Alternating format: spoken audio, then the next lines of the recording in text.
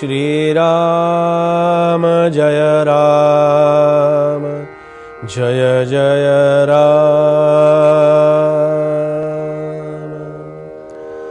श्रीराम जय राम जय जय राम।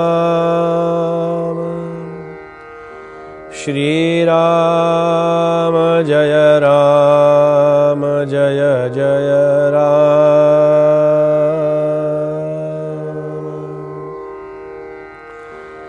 श्रीराम समर्थ श्रीराम। ऋणझुणा वाजती नेपुरे, वाकी बोभाटती गजरे, घागरिया सहित मनोहरे, पाऊले दोनी श्रीराम। श्रीमद ग्रंथराज दासबोधातील गणेश चिंतनाचा या ठिकाणी समास सुरू आहे।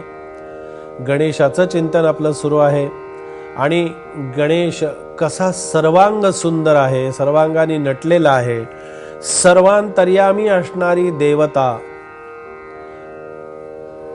भक्ताच्या हृदयामध्ये देव राहतो, ती देवता किती सर्वांग परिपूर्ण आहे पहा। हे चिंतन ऐकताना किंवा वाचताना हे लक्षात ठेवा आपण की हे काही आपल्याला उगीच मनाचा विरंगुळा म्हणून, करमणूक म्हणून हे काही समर्थ वर्णन करत नाहीयेत। हे अशा प्रकारचं दैवत, अशा प्रकारची देवता, सर्वांग परिपूर्ण, अतिसुंदर, अतिमोहक, अशा प्रकारची जी देवता आहे, ही प्रत्येक देवता, फक्त गणपतीच्या बाबतीत आता गणेशाचं चिंतन चाललंय म्हणून गणेश देवता आहे। दत्तगुरूंचा समास सुरू झाला किंवा दत्त महाराजांचं वर्णन आपण ऐकतो। दत्त महाराजांचं वर्णन ऐकत असताना किंवा दत्तांची प्रतिमा समोर असताना दत्तात्रय महाराज सुद्धा किती मोहक आहेत, किती सुंदर आहे। काय गाय म्हणजे कशाचं प्रतीक आहे, त्यांच्या भोवती कुत्रे असतात, ते कशाचं प्रतीक आहे। गणपती दत्त महाराजांच्या हातामध्ये सुद्धा त्रिशूळ आहे,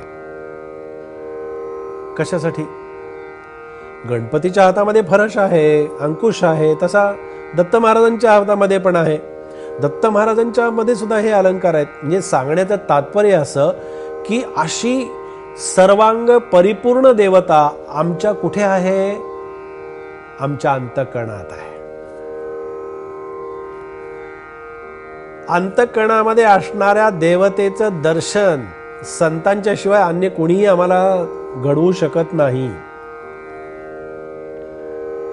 नुसत्या वाचनाने, नुसत्या आमच्या लिखाणाने, नुसत्या आमच्या पाहण्याने ते होतं असं नाही। इथे कसं झालंय की इथे समर्थ त्या गणेशाशी इतके एकरूप झालेले आहेत, आम्हाला त्या गणेशाचं रूप तर साठवायचंच आहे, प्रश्नच नाही।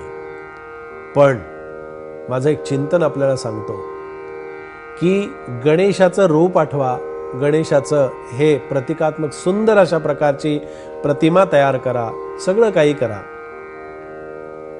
पण मला असं वाटतं की समर्थ गणेशाचं वर्णन करताना, गणेशाच्या चिंतनामध्ये निमग्न झालेले असताना, त्या समर्थांच्या भावावस्थेमध्ये जाण्याचा अंश मात्र तरी प्रयत्न करा।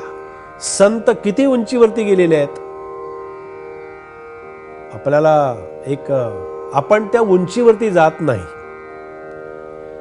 एक साधक होता आणि त्या साधकावरती परमार्थाला लागला होता, सुंदर चिंतन करायचा, मनन करायचा, अभ्यास करायचा, समाज प्रबोधन करायचा, बाहेर जायचा, काही जेवढी सेवा होईल ईश्वराची तेवढी करायचा। अशा माणसावर, अशा व्यक्तीवरती नेहमी काही ना काहीतरी येतं, काहीतरी त्याला बोलतात, काहीतरी त्याची टीका होते, निंदा होते।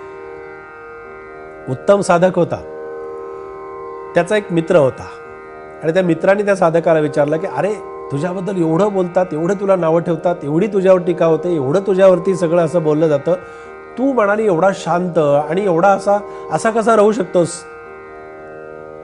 त्या साधकाने फार उत्तर इतकं सुंदर दिलंय ना, हे प्रत्येकाने लक्षात ठेवावं, प्रत्येक क्षेत्रामध्ये काम करणारे लक्षात ठेवावं की तो साधक काय म्हणाला, की तो म्हणाला की माझ्यावर जेव्हा असे लोक आरोप करतात, माझ्याबद्दल काही बोललं जातं, माझ्यावर काही टीका होते, माझ्यावरती माझी निंदा केली जाते, त्यावेळेला म्हणाले मी माझ्या मीला, म्हणजे माझ्यातला जो मी आहे ना, हो माझ्यातल्या मीला इतक्या उंचीवरती नेलेलं असतं की तिथपर्यंत माझा विरोधक पोहोचू शकत नाही.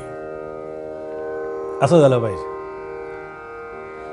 हे अशासाठी सांगितलं की ती भावावस्था असू द्या, म्हणजे त्या भावावस्थेमध्ये जाताना हे सगळे व्यत्यय अडचणी सगळ्या येतील, पण गणेशाच्या रूपाचं वर्णन करत असताना किंवा गणेशाच्या रूपाशी एकरूप होत असताना आम्ही ती भावावस्था लक्षात घेतली पाहिजे.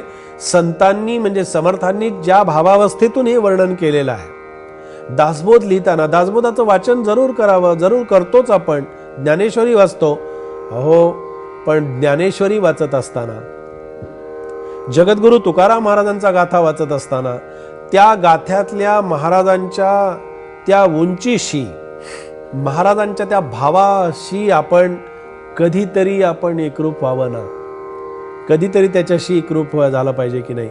आता इथे गणेशाचं वर्णन काय त्यांनी केलं की रणुझुणा बाजती नेपुरे, वाकी बोभाटती गजरे, घागरिया सहित मनोहरे पाऊले दोन्ही. म्हणजे गणपतीच्या पायातली नूपुरं जी आहेत ती ऋणझुण अशा प्रकारची वाजता आहेत. काय संदेश देत आहेत ते?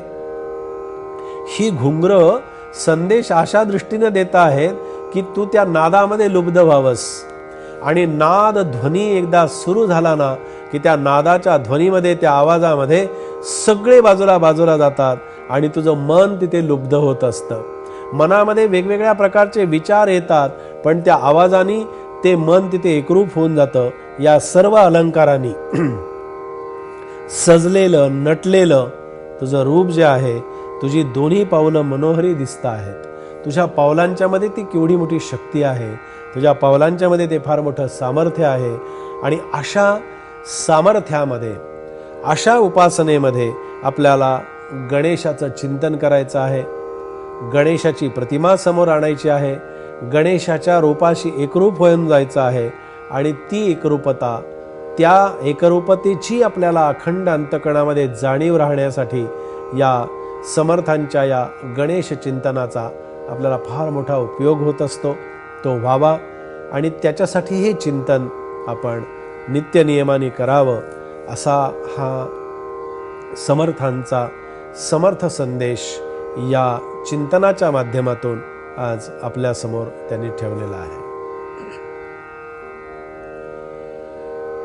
जय जय रघुवीर समर्थ.